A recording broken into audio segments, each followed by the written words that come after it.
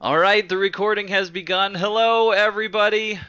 Welcome or welcome back to the 2017 Small Farms Winter Webinar Series. This is hosted by U of I Extension's Local Food Systems and Small Farms team. My name is Andy Larson. I'm one of the educators on that team. I'm housed up in Oregon, Illinois, the northwestern part of the state. We do very much appreciate you joining us for these webinars. We know we have a tight time frame to get this done within your lunch hour, and we will do our best. Because of that concern, we do have the audience muted and are limiting questions to the text box, and I hope that that is all right. The presentation is and will be recorded. I will be emailing a link to the archive presentation just as soon as possible after this concludes, and I can get the file processed and uploaded onto YouTube. If you're having any difficulties with the Skype for Business plugin, I apologize. Try another audio device, try leaving the room and coming back in, all the usual stuff. So this week's presentation is going to be one of my fellow extension educators, Jamie Washburn. She is down in the southern reaches of east central Illinois, where she farms Angus cattle with her family and also happens to be a fantastic educator on the topics of livestock and grazing. Her degrees are in animal sciences, and I think I hear her. Jamie, have you got audio at this point? I have audio. Oh, yay! And I can see the screen. We're good. Fantastic. So I want you to take over as the presenter, if you can. Thing. Super duper. You have got control, and you have got the floor, Jamie. All right. Well, thank you, Andy. I appreciate that wonderful introduction. Hopefully we can get through this with no technical glitches. Let's all cross our fingers. Fingers crossed. All right. So, in the interest of getting us out of here as close to on time as possible, we're going to go ahead and get started. Again, as Andy said, my name is Jamie Washburn, Local Food Systems Small Farms Educator in the East Central portion of Illinois. And so, what I'd like to do today is we are going to talk about hay. And hay is a very broad topic, and there's lots of things that we can talk about, but I want to try to get to the point where you guys understand what makes good hay and kind of some guidelines for what to look for when you're buying it and pricing, cost effectiveness, and that sort of thing. So we're going to go through some myths. There's lots of stuff out there that I've heard on a daily basis, and if you guys have been in this any sort of time with livestock or horses, you've probably heard some of the same things, so we're going to get to the truth on some of those things. Talk a little bit about what actually makes quality hay and what goes into forage quality, and then some buying guidelines. And like I said, we're going to do some cost-effective kind of exercises, but the point of this presentation is not for me to be able to tell everybody on a broad general umbrella that it makes sense for you to buy high quality hay or it makes sense for you to buy low quality hay from a feasibility standpoint. What I want to do is give you guys the basis to make those decisions for yourself. So let's get into some of the myths about hay. So we've all heard it, second cutting hay is always the best. So where this actually came from is based on determining the quality of the hay, and that's determined at the stage of maturity at harvest. So the myth is that cool season grassage like orchard grass and timothy produce seed heads in the spring, so oftentimes it's just in time for the first cutting. So if you wait to the second cutting, then you're going to get better quality hay. In reality, first cutting hay can be high quality if it's cut at the right time. Any cutting of hay can be high quality if it's cut at the right time, stored properly, and managed properly. So the stage of maturity and other management factors are actually what affects hay quality at harvest, not necessarily what cutting it is. The quality of the hay, either high quality or low quality, can be harvested at any time during the growing season. That's dependent upon weather and management conditions. And to determine that the quality of the hay, we really need to rely on lab analysis, not what cutting it came from. So another myth horses require higher quality hay than cattle. So the myth is that in general, horses require higher quality hay than cattle because their digestive tracts are very different, which is true. Cattle are ruminants. They're able to break down fiber more efficiently. They've got the 4-compartment stomachs that allow them to ferment and reach you, and they can handle fiber better and more efficiently than horses can. That is true. Horses, of course, are monogastrics, so they're like us, and they only have one stomach, so fiber digestion is a little more not as efficient. And so the myth is that cattle can perform well on hay that horses can't. In reality, the animal's individual needs dictates the quality of hay provided.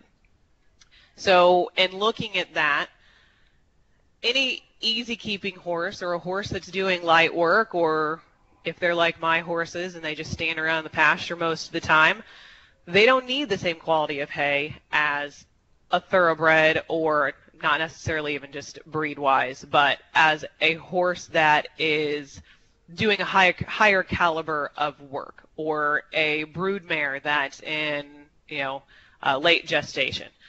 Same thing goes with cattle. It's going to depend on what their job is. So, an open cow doesn't need the same quality of hay that a Holstein at peak lactation needs. Okay? So, in looking at feeding hay to horses, their current body condition, work level, and the available pasture is what you need to look at, not necessarily whether it's extremely high quality hay or not. And just as we go through this presentation, I really tried hard not to lean towards livestock or towards horses. I tried to do a mix of everything, and that's hard to do. So please bear with me if a few of these slides are slanted towards one or the other. So another myth is X hay is the best type of hay. Some people think Timothy is the best hay, or Alfalfa is the best hay, or a mix is the best hay.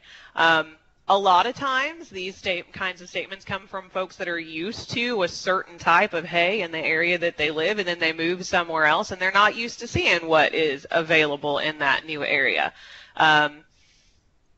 Forage species, of course, fall into 2 different categories. You've got your grasses, like orchard grass, fescue, timothy, those sorts of things, and you've got legumes, alfalfa and clover.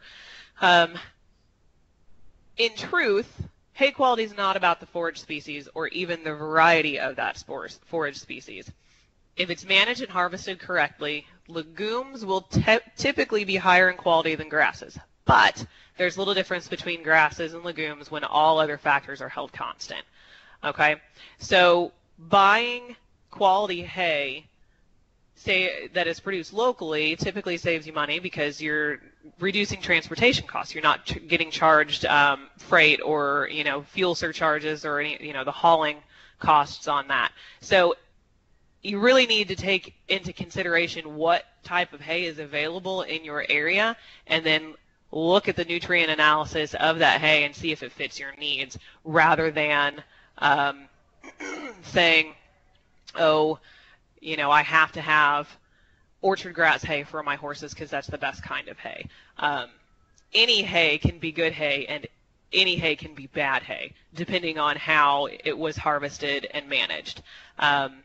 If you have concerns about a particular grass type, such as fescue, do some research. Talk to some veterinarians, talk to your extension professionals, talk to some professionals in the forage industry. Get an idea of what the concerns actually are and what you can do to mitigate those concerns. Because in the case of tall fescue, a lot of the issues that are associated with that species can be managed or can be dealt with through proper management of the forage, such as mowing before the seed heads emerge. There are also varieties of fescue that don't include the endophyte, the infected endophyte that causes all of those problems. So, and the same goes with clover. A lot of people are kind of leery about clover with horses. So research your concerns and see if you can find a way to utilize what is available locally instead of having to haul in, hay from somewhere else and cost you more money. Because the bottom line is, hay is the biggest expense of owning any kind of forage eating livestock. So anything you can do to reduce that cost is going to help you out in the long run. Round bales or silage contain diseases such as botulism that should not be fed to horses. So here again, this slide's a little slanted toward horses, but it's good information for everybody all around. So where this came from is that botulism bacterium prefers moist conditions. So it's found in soil, sediment, and is actually found in the intestinal tracts of fish and mammals. And silage, by definition, is stored at higher moisture. So it can allow for the growth of botulism bacteria. Round bales are often stored outside, and they're also often stored at they're stored outside where they can be rained on. They can take in moisture, and so that can allow for the growth of the bacterium. In truth, proper storage, handling, and feeding of round bales and silage will minimize the botulism risk. So if you're feeding round bales, make sure they're covered when you're storing them. If you can, feed them using a hay feeder to reduce contamination and tramping it into the ground. Okay. Don't feed round bales or any bales of hay, for that matter, that show clear signs of mold to horses. They can cause a lot of respiratory issues. And the same with livestock in general, cattle, sheep, goats. Typically, if a bale is really moldy, it's not appetizing. It's not palatable. They're not going to eat it anyway, so you're just wasting your time. And silage, if you're feeding silage, should be put up at the proper moisture content for the style of storage, whether that's in a silo or whether that's in plastic, the plastic bale wrap.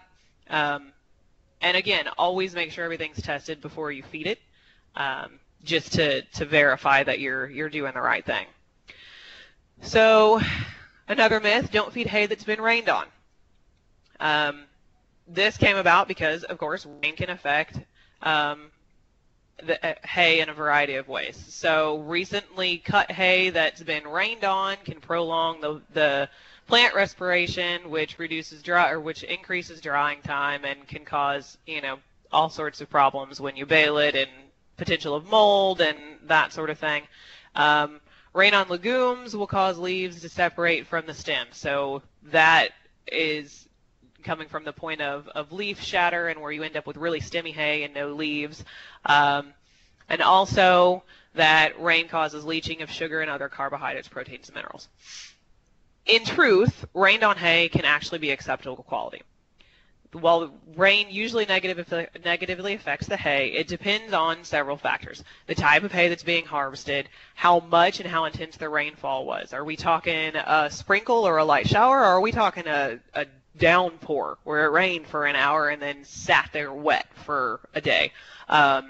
What stage it was in when it was rained on? Was it just mowed? Has it already been raked?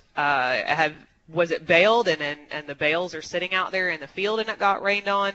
And there are some things that producers can do to counteract those negative effects. So the best thing you can do when you're buying hay is talk to the person you're buying it from, and say, hey, how was this handled?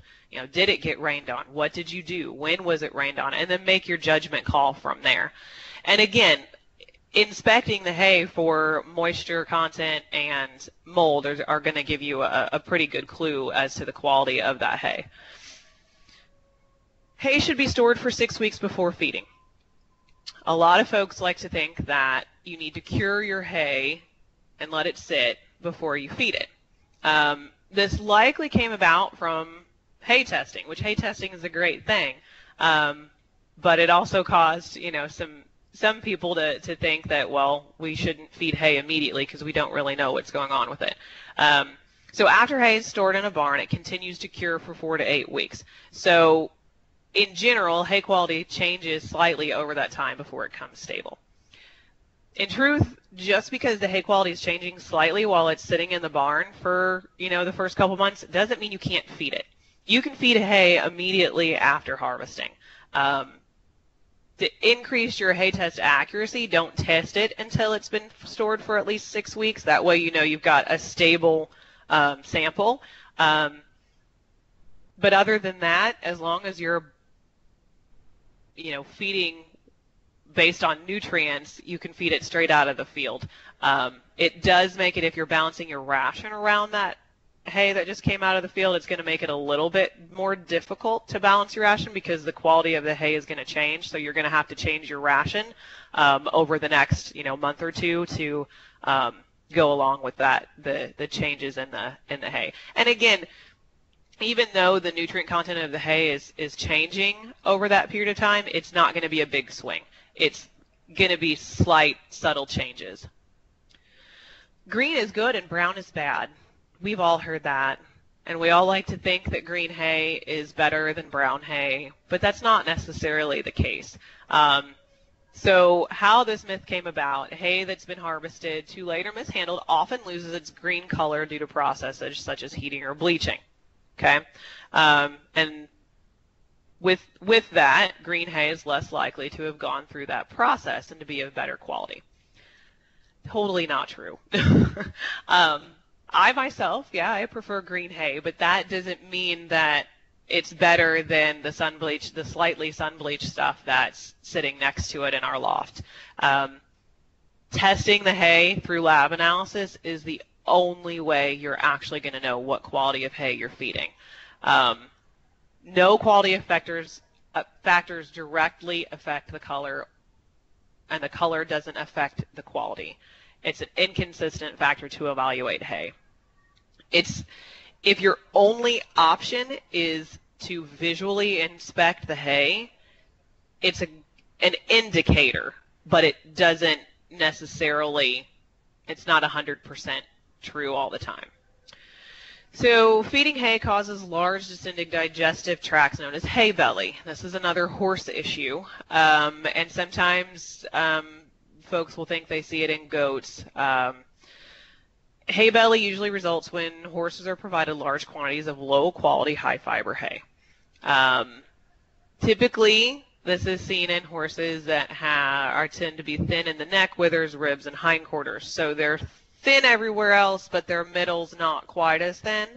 The appearance of hay belly can also be caused in horses with a high parasite burden. Okay, so just because they have a distended stomach doesn't mean that it's coming from the hay. A balanced ration that includes quality pasture and hay maintains a horse at an ideal condition without excessive gut fill, and that goes for show animals as well. So we're going to talk a little bit about preferences, because as a hay buyer, you're going to have a preference for certain things over others based on, hopefully, on the needs of your animals, but also based on what you like and what your experience with hay in the past has been. So some of those preferences that people tend to have are the color of it. Again, like we talked about earlier, we like to see that green color. It makes us feel better about the hay. The odor, you want it to be sweet smelling, not moldy smelling. Texture, some people prefer softer hay over more coarse hay, especially if we're talking about feeding it to horses. Cattle don't necessarily, a lot of times with cattle or small ruminants, we don't necessarily look at that so much. The variety, so grass versus legume, or, a certain type of grass over another. For preference for how many weeds are tolerable in that hay, and the price, of course. We're always looking at price. So what's an animal looking for? Animals are pretty basic. They're looking for quality of the hay based on their activity or maturity class, and they're looking at quantity, okay, based on their size and age. So they're going to eat what they need.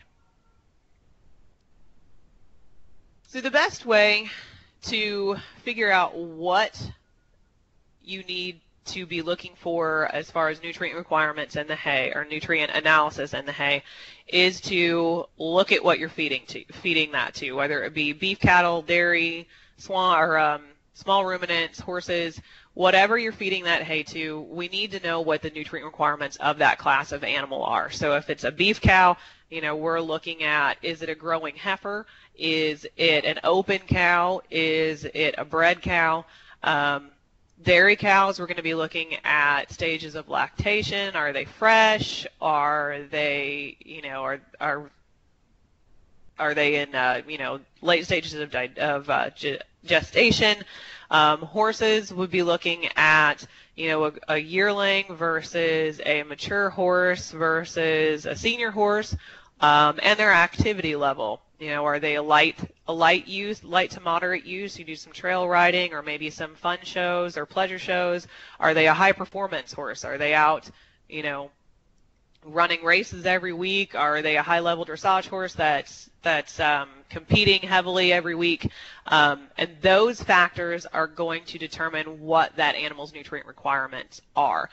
And the best place to start to get an idea of what you need to look for as far as nutrient requirements are for your animal is the National Research Council puts out a guide for each species. And I just put, there's beef, dairy, small ruminant, swine, horses. I believe they also have dogs, shrimp, fish, whatever you want to find nutrient requirements for, they've got a guide for it. And this link here, there's a link here on this slide that you can follow that will go to where you can purchase those guides at. You may be able to find them at your library if you ask. They might be able to pull them from somewhere else for you to borrow. And if you're looking for a complete feeding and nutrition ration building guide, the Animal Feeding and Nutrition book, the current edition is the 11th edition. It's by Marshall Juergens and several other authors. It's a fantastic resource. It has everything you ever wanted to know about any feed stuff available. And you can use it to build rations around or to give you a guideline for what you should be looking for. So what makes good hay? That's the million-dollar question, really. And the biggest factor is maturity. It has the greatest impact on forage quality. Forage increases in fiber and decreases in crude protein and palatability as it matures. So the stage in which hay is harvested is going to make a huge difference in the quality of the hay. Hay type, is it a grass or a legume? Legumes tend to be higher in digestible energy, crude protein, calcium, and lower in carbohydrates when they're compared to grasses that were baled at the same maturity stage. If the maturity stages at harvest and baling were different, then it's a different ballgame. There's a little side note to my horse owners out there. I don't know who my audience is, so in the horse world, we tend to like alfalfa hay. The reality from purely a nutrient standpoint is pure alfalfa hay is ideal for horses that have high caloric needs. Those horses are going to be your high performing horses. Horses that are in heavy training, that are competing at a high level often. And that's, a couple times a week. Or mares that are in late gestation, they can sometimes fit into this category. Too much, what happens when we feed pure alfalfa or hay that is high in alfalfa to horses that don't have a high caloric need, they end up with too much digestible energy. And what that contributes to is weight gain. Our horses get tubby. It can contribute to laminitis. It can contribute to thermal regulation issues, poor reproduction, and metabolic syndrome issues. So if we don't have an animal that needs it, we don't need to be feeding it to it. Where alfalfa makes good sense is in dairy herds. Those animals are utilizing a lot of digestible energy. It also makes sense in late gestation for sheep and goats. But aside from that, there's not a whole lot of need for it in most animals. So, hay smell.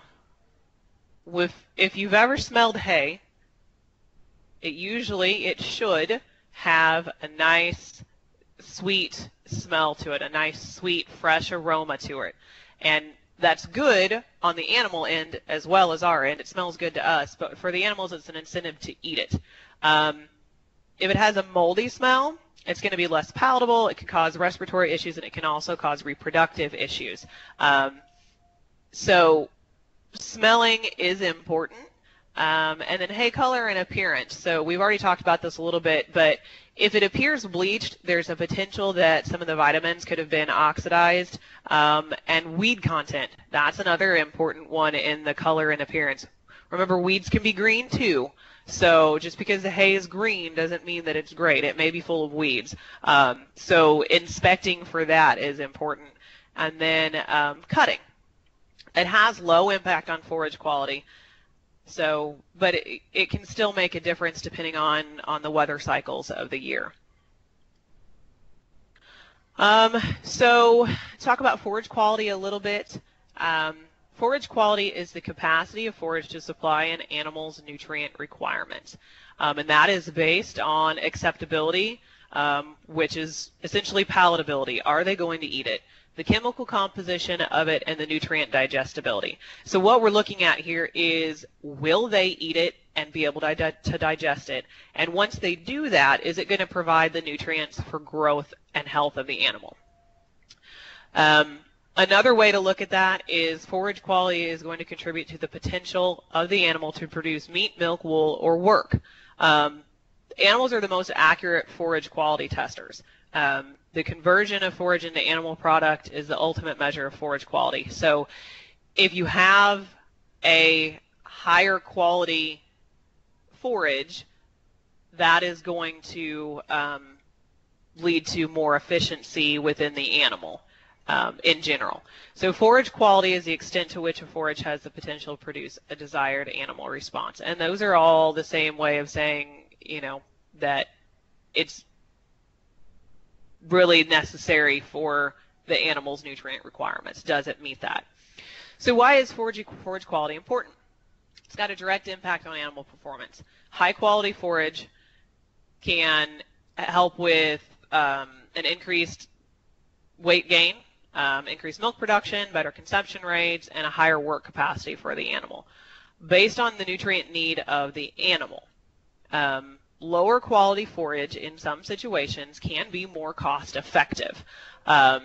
You can still utilize low quality forage, keep your costs down, and add some supplement in that will bump up your crude protein and digestible energy and get you at the same spot as high quality hay.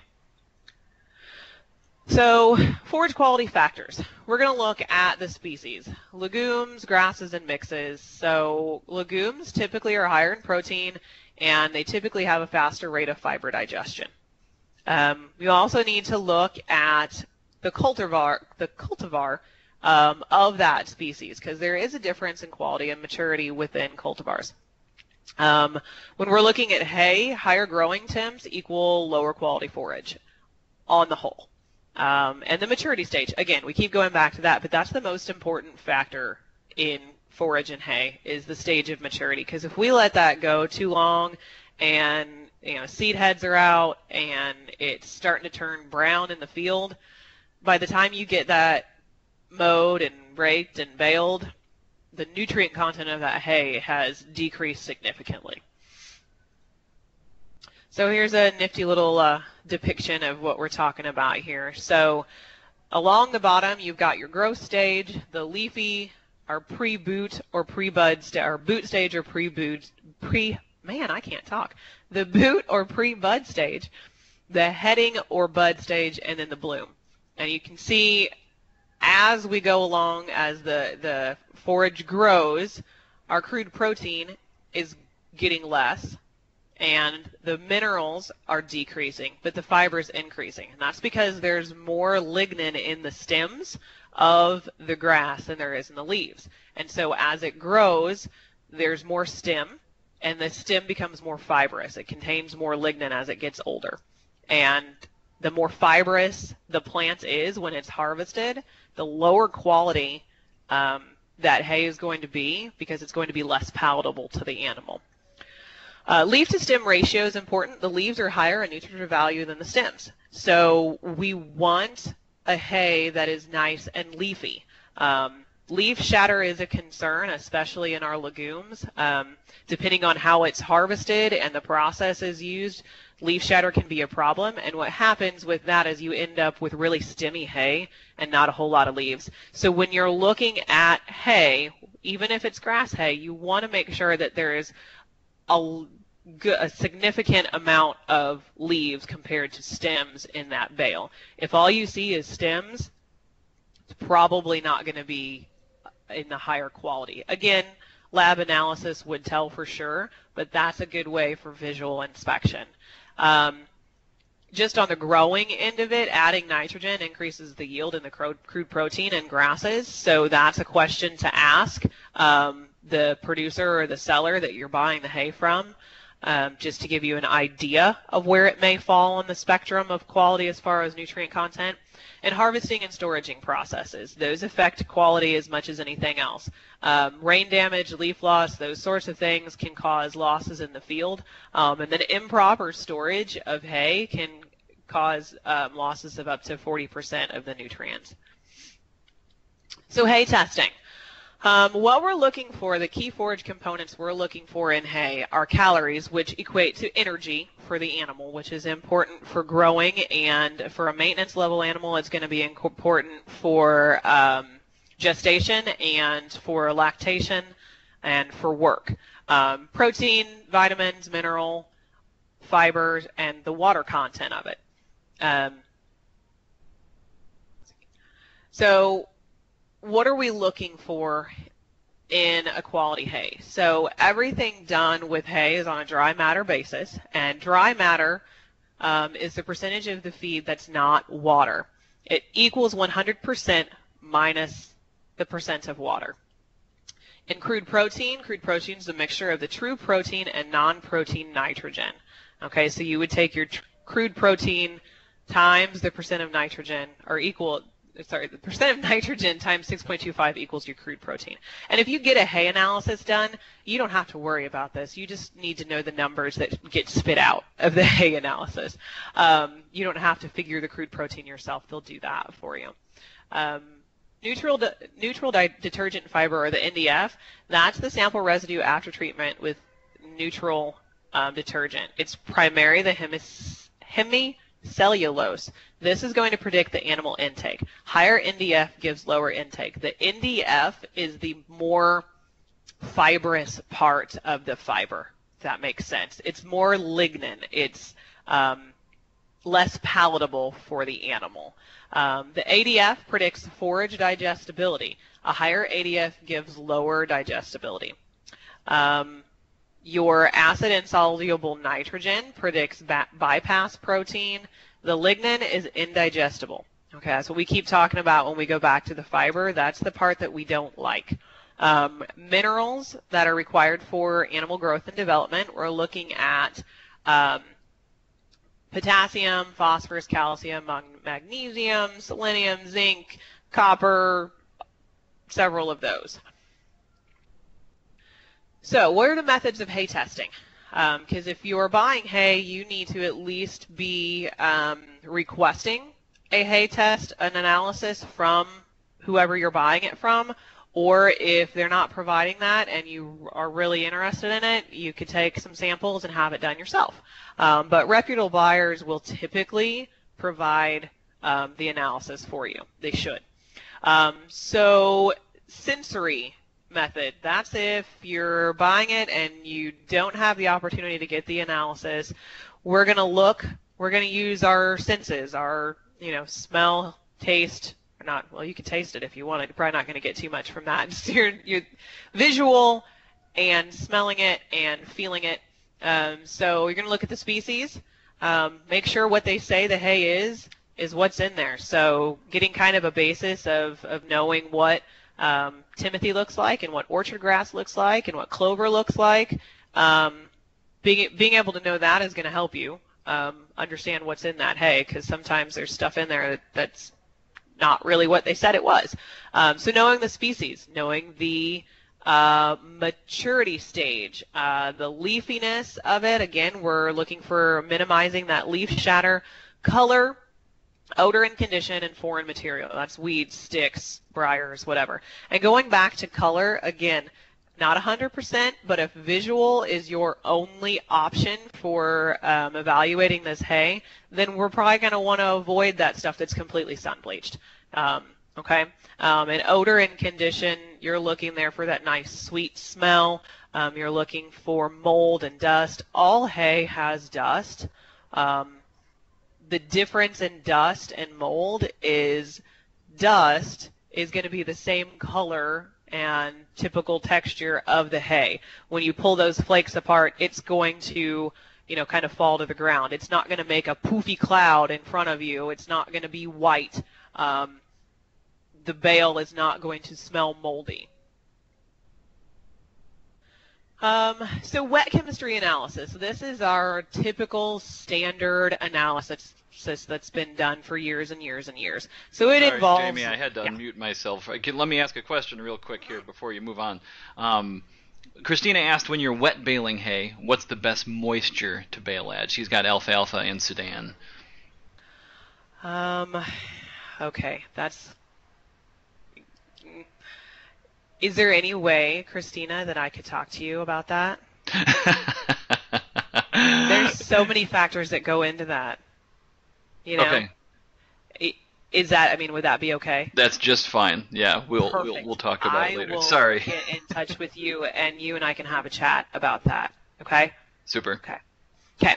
So wet chemistry analysis is going to use all those fancy lab things, acids, detergents, solvents, extractions, drying ovens, all sorts of stuff. And so there's standards for that you can go and look up if you're really interested in what the standard procedures of that are. I can tell you, based on my experience with doing this for about 5 years in a lab, that we dry the samples down in an oven, and then we take those samples and put them in different chemical concentrations of things and run different analysis, and it gives us the crude protein and the digestible energy and all that kind of stuff.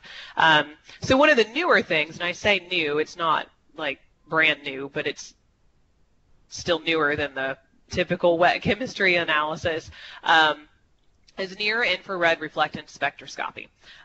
It's very fast and it's precise, but the issue with it is a lot of times machines are not calibrated correctly, and that really throws off the samples. So that's really important if you're sending a lab to sending an analysis to or a sample to a lab that does that, to make sure that they're a reputable lab.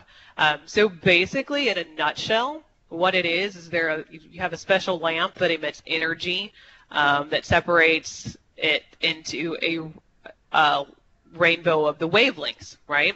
And then the energy is focused onto the sample of material, and detectors read the patterns of reflectance, and in some really complicated way, it spits out all the information that we need. The best way is through feeding trials, so that you can see how animals actually perform on different types of hay, different qualities of hay. But that's not really feasible for us when we're buying hay. It's something that we're looking at this as like this is how we get all of our research information. We use that to calibrate the other methods. Of course, it's expensive and lengthy, but that's how we get all of the measurements and information that is used for the wet chemistry analysis that you would typically do for your hay testing. So if you're going to actually take a sample of hay to get it tested yourself, you're going to need a core sampler. So you're going to have to borrow one from someone or have someone come out and do that for you. There is the hand crank method in the top right, and there is also a core sampler you can use with a cordless drill. It's a lot faster. If you're taking samples, make sure you take enough. And I know that's kind of random, how much is enough? Well, try to do at least 20 per lot. And so if you've got, if there's 10 bales sitting out there, don't just take one sample from one bale. You're going to want to take multiple samples from each bale so that those samples can be averaged and give you an actual good idea. Because even within the same field, if that hay was baled in the same field, there's going to be variances just based on soil type and growing conditions within the field. And follow whatever lab you're sending it to. They're all going to have their own procedures. So follow their specific procedures for that. So we're going to get into hay prices a little bit. This is based on the hay report from the 1st of December, not 2017, it was 2016, sorry for that. So in central Illinois in December, small grass squares were averaging $4 to $5 a bale. Alfalfa squares, $5 to $8 a bale. I know that's a big range, but that's based on quality. So $5 a bale would be our fair quality hay, whereas $8 would be the premium stuff. Mixed squares around $5.50, large round grass bales about $90 a ton, and large alfalfa squares $170 to $220 a ton delivered. That was in December in central Illinois. There is a huge variance in hay price between northern Illinois and southern Illinois. But this gives you an idea of what the prices are out there. If you're interested in keeping up on that, there is a monthly hay report that AMS puts out. There's a link on here to that. The Arthur hay sale happens every week. They also put in a report out through AMS that you can check that out. And then there is also the hay exchange. Hay exchange, you can go on there if you are selling hay, if you're buying hay. That's a good place to start to look for hay if you're in need. So to talk about quality versus cost and your cost effectiveness, we're going to go through a couple little scenarios. In general, it's really hard for me to make a blanket statement that if you have dairy cows, you need to feed a higher quality hay, or if if your situation is this, you need to feed a lower quality hay and you'll be just fine. It's all based on your animal needs and how your operation works, your management style, your production needs, what your break-even cost is. So if you guys have specific questions about whether or not you could get by with high quality versus low quality and whether that's cost effective for you, I would be more than happy to have a conversation with you guys individually about that, because it is so individually oriented. But just to give you guys a little bit of an idea, we're going to go through a couple little examples about when low quality hay might make more sense. So in general, if you're a livestock producer, you're always looking for a way to cut costs, save some money, increase your profits without negatively impacting your livestock or impacting production. In general, feeding cows or livestock and other species, that's your largest percentage of your production cost. Whether it's cows or goats or sheep or whatever, that's going to be your biggest chunk of cost. So finding cheaper ways to feed your herd can be a determining factor in breaking even and making a profit, right? So when does feeding low quality forage make sense as a cheaper alternative? So first, what you need to do is determine the cost per ton of your total digestible nutrients in the forage, okay? And then you're going to compare that to the other feeds of different quality that are available to you based on what's available in your area that you could buy to feed with, or what you have been feeding with. Compare the TDN of what you're looking at to that to see if it's going to work. You need to make sure that your forage is cheaper on a ton total digestion nutrient basis. Otherwise, you may end up spending more money than you actually thought you were going to. So here's an example. If you have a low quality hay that's 50% TDN and 88% dry matter, that means, okay, you can buy that at about $65 per ton. If you compare that to a higher quality alfalfa grass hay that's 60% TDN and 88% dry matter for $125 per ton, okay? So on a TDN basis, the low quality hay is going to cost you $148 per ton. The alfalfa hay is going to cost you $237 per ton of total digestible nutrients. So in this case, the low quality hay could provide you a savings, okay? If the crude protein is deficient, though, you may need to use that savings to provide a protein supplement. So then you're looking at, okay, is feeding the lower quality really going to save me money if I have to supplement for crude protein? Okay? And sometimes low quality hay, especially when you're feeding it to cattle, benefits from some sort of processing, whether you're routing it through a tub grinder or something like that, to make it a little bit more palatable for those animals. And again, going back to the crude protein, sometimes they need that protein supplement so that the cattle or livestock can utilize it best. So if we assume that the low quality hay we're talking about in this example is 5.5% crude protein, but your cows require 8% crude protein, then you're going to have to supplement, right? Because you've got a gap there. Okay? So in continuing with that, if we look at a 30% crude protein supplement, and you are assuming that you've got a 1,300-pound cow that consumes 26 pounds of dry matter of the low-quality forage, in order to meet that cow's crude protein requirements, you're going to have to feed 3 pounds of dry matter, or 3 pounds on a dry matter basis, of that supplement. So for the alfalfa grass hay, that's our higher quality hay, the cow consumes about 29 pounds of dry matter because it's higher quality forage, okay? So the low quality hay, remember back to our slide before this, is $65 per ton. And if we tub grind it to make it more palatable, we're going to add about $4 a ton. So we're at $69 a ton total for that lower quality hay. So your cost per day, per head, is $1.02. If you add that supplement, that 30% crude protein supplement, to bump up what we're missing in that low quality hay, it costs $175 per ton. So you're adding 29 cents per head per day. So your total for the low quality hay plus that crude protein supplement is $1.31 per head per day. Just feeding outright that higher quality alfalfa grass hay is $2.06 per head per day.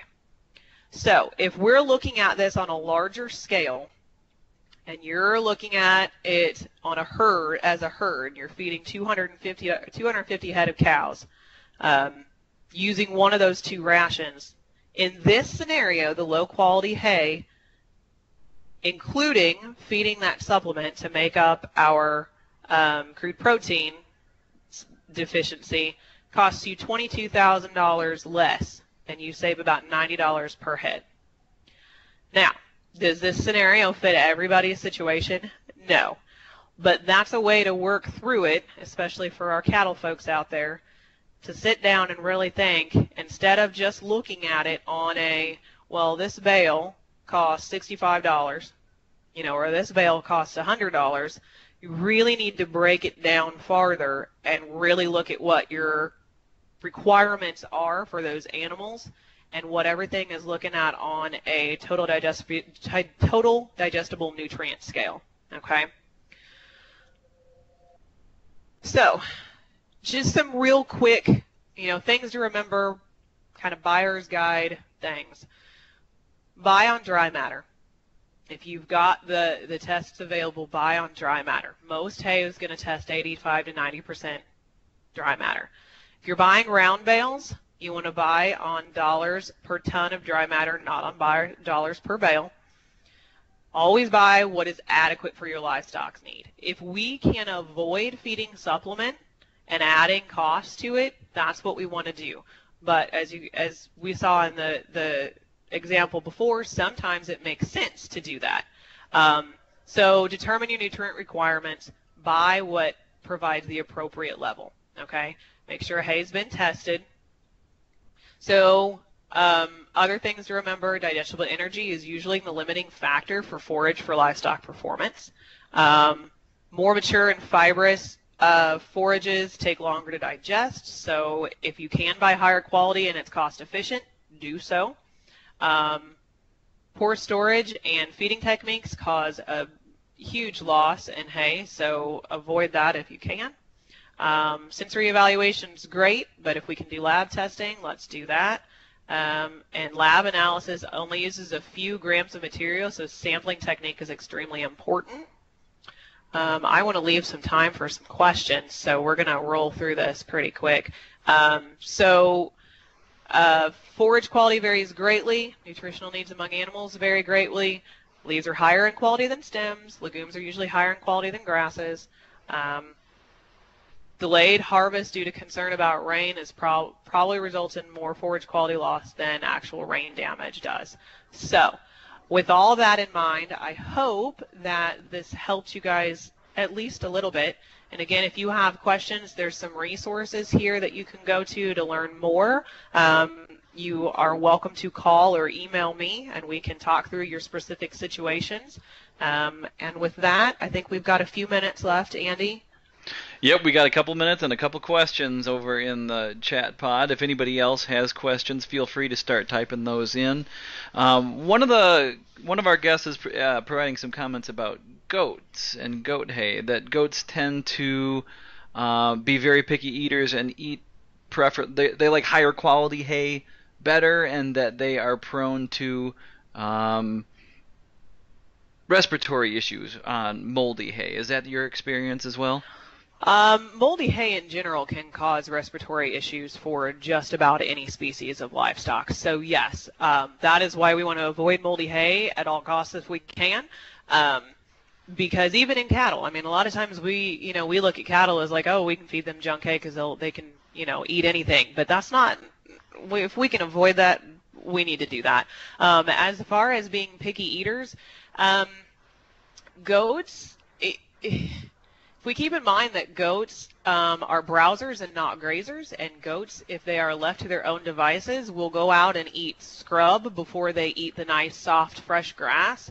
A lot of times with hay, and especially with our own small herds of things, we tend to condition our livestock to what they like to eat. And I see it in our cattle too. Our cattle, and I know cattle and goats are different, our cattle are picky. I mean, we can throw a lower quality bale out there, and they won't turn their nose up at it, but they're not going to eat it down like they will something that's really high quality. I look at other people's cattle, and they'll scarf it down, the lower quality stuff. The same with goats and sheep and horses and anything else. A lot of times we condition them. They get used to something, and they prefer it over, lower quality stuff. No species really likes to eat extremely stemmy hay. It's just not terribly palatable because it's not necessarily because they wouldn't graze on something that's lower quality. It's because once it gets into that hay form, the stems are so fibrous that it's just not palatable to them. Does that answer your question? Good. The next questions were about storage practices. Okay. One person a couple of people have small squares. They're asking about, we had a barn burned down, so we're asking about best moisture content, and we're asking about bundling the bales together. Okay. So typically we want hay to be at 18% moisture before it's baled in large bales. And small bales, we want it to be less than 22% moisture. That's going to keep your molding and heating to a minimum. If you are at all concerned about the moisture content of the hay, I would suggest, if it's possible, and I know most people don't have this option, but if you have the option to let it sit on a wagon outside for a few days before you throw it in the barn, that's always good. Bundling it together, as long as it's baled properly at the right moisture content, shouldn't be an issue. The trouble comes when it's baled too wet. And they just have to be aware of the moisture content of that hay, because it doesn't take much for 300 bales in a barn that are baled too wet to heat up and cause some problems. If hay is properly stored, does it have a reduction in nutritional value over time, say if a year passes by? If you feed it within that year or so, you're not going to see a huge difference in nutrient content, especially if it's stored in a barn and it's not exposed to the elements. It should be stable for at least that long. If you're storing it outside and it's exposed to the elements, like a lot of times our round bales, round bales are stored outside, they're not covered. Within a year or so, that stuff's just, there's nothing left because it's getting moisture, it's getting sun bleached. If it's stored properly in a barn, your nutrient content should be stable for quite a while. I would still feed it within the year if you can, just so you know that you're not losing any nutrient value. What's the typical cost for a hay test, Jamie? Hay test depends on where you go, but a hay test typically is going to run you in that $10 range to run a sample. Myth or truth? Alfalfa hay is better to prevent ulcers in horses. Have you been reading stuff from Colorado State?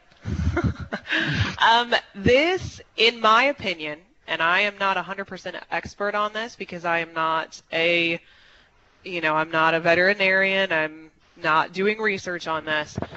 In my opinion, there's not enough research out there yet to conclude for sure that